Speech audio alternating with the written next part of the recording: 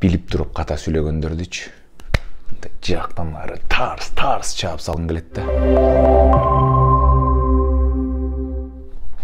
Арбаңыздар, кандайсыңар? Баштайбыз, кеттик.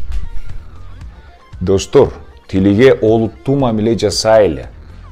Атасыга да, баласыга да айтып коюңуздар.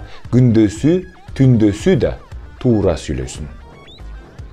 Туура сыяктуу сезилген сүйлөм болгону 5 катасы менен. Атасына, баласына айтып коюңуздар. Тилге олуттуу мамиле жасайлы.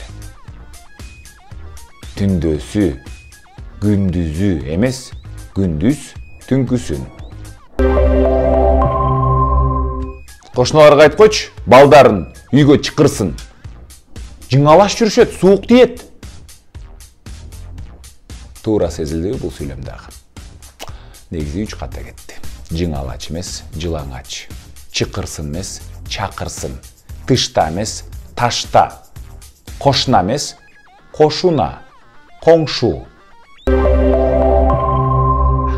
Айбай күлкүмүштүү сүйлөйсү дегендер да бар. Туугандар, күлкүмүштүү деген сөз жок. Күлкүлүү деген сөз бар. Анан ыш деген мүчөнү бүт эле жерге тыга бермей. Айтышып атат, жөнөтүшүп атат эмес, жөнөтүп жатышат. Айтып жатышат. Же болбосо, эгерде биз көп, алар айтып жатат. Жеке санда деле айтса болот. Ышы жок эле. Ыш дайыма эле колдонбой эле болчу. Макчы дагы жакпайт. Айтмакчы, келмекчи, бармакчы. Биз бүгүн болмокчубуз.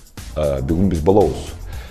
Канчалык кыска болсо, ошончолук нуска, ошончолук жагымдуу. Кытилин көрөбүз, катасы сүйлөйбүз. Бар болуңуздар.